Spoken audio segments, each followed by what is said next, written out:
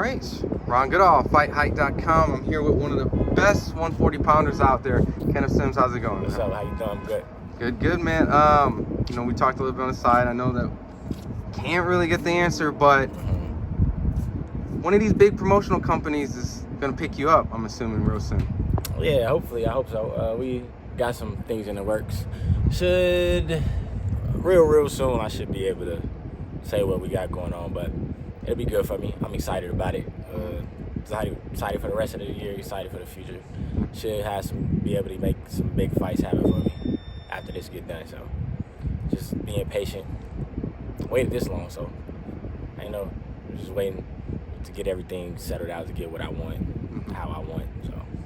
So last time I seen you in the ring, it was here in Vegas. You had a tremendous performance against a guy that makes everyone.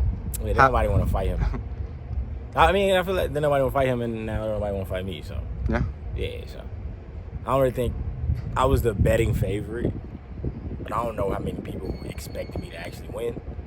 Like, I know people that know me personally and like, see me training and stuff, they ain't expect me to win. But people I feel like a lot of guys, people didn't expect me. Like, I showed something new in that fight too. That was my first time going 12, and I don't think that was like a regular introduction to a 12-round fight.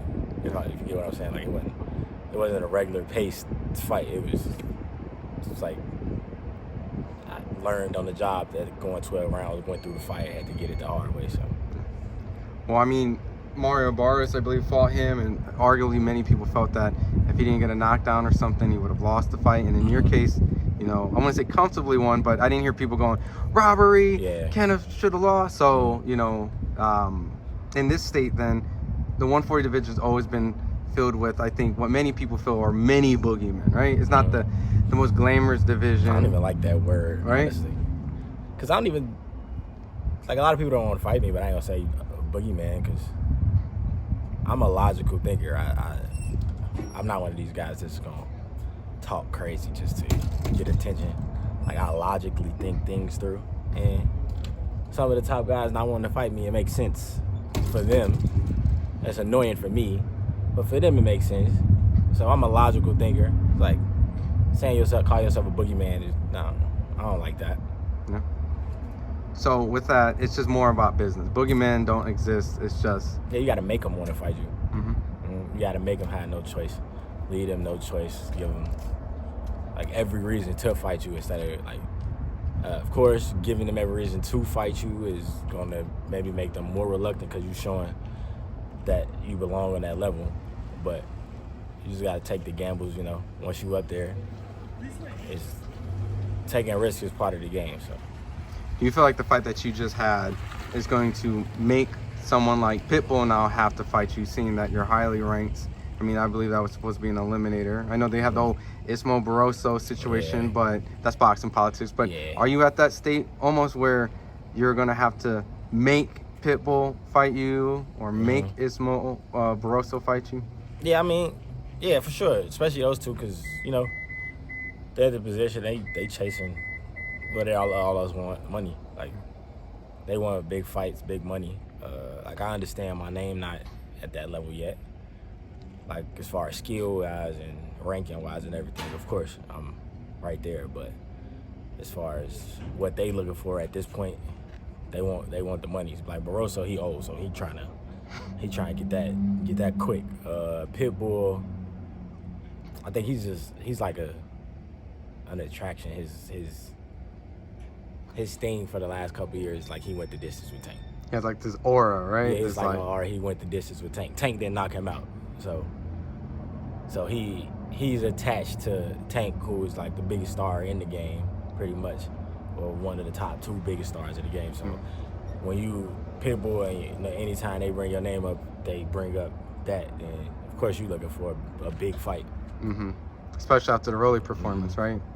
So, with the division kind of slowly having some new faces kind of come over, it used to be Josh Taylor, it used to be Regis Prograis.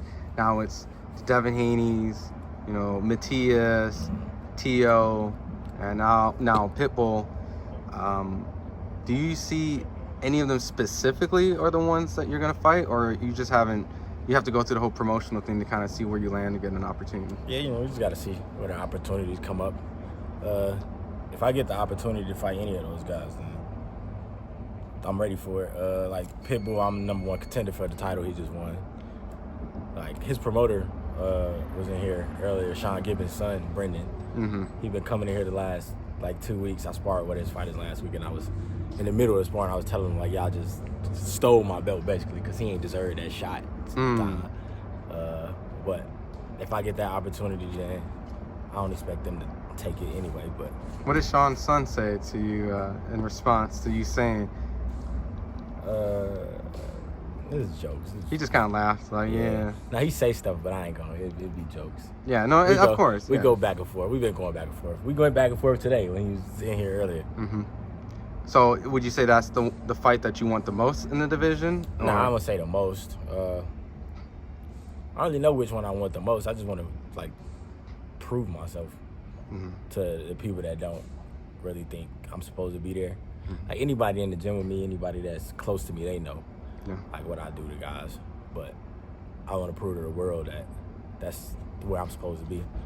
And I think the guys the fighters themselves, that those guys, they know too. So it'd be hard to get them in there with me.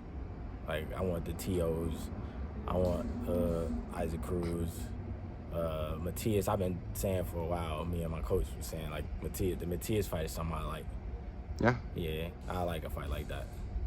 You know, you go fight guys like Elvis Rodriguez or your previous fight, and you assume because you feel like, hey, I've been the underdog in these fights, and I've been winning these fights, I should get some recognition or some attention. Yeah, I mean, I get more now. Like people respect me. They know when they see me, it's a long night for them. Like fans, they starting to realize, because Elvis, they can't say he was a hype job because he lost to me.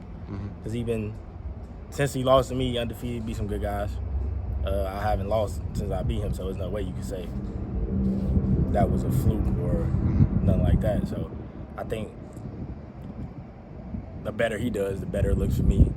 And then, of course, I'm still doing my thing. So, you know, in your division, Richardson Hitchens had a tough outing with Gustavo Lemos. Yeah, I was there. What was just your initial thoughts on the fight? And it was a tough fight.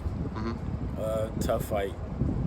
You know, styles make fights. There was a rugged guy in front of him.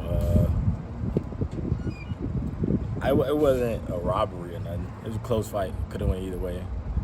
115, 113, either way, I'm not mad. A draw, I'm not mad. The 117, 111 scorecard was crazy. Yeah, I agree with that. I don't think that reflected at all what happened in the fight. But it was a close fight. They might do it again, I guess, but it was a tough fight. Could have went either way. Couldn't be mad that they gave it to Hitchens. Can't be mad that if Lemos won. So, you know, seeing that next week there's a huge fight in your division, marquee names, right? Devin Haney versus Ryan Garcia.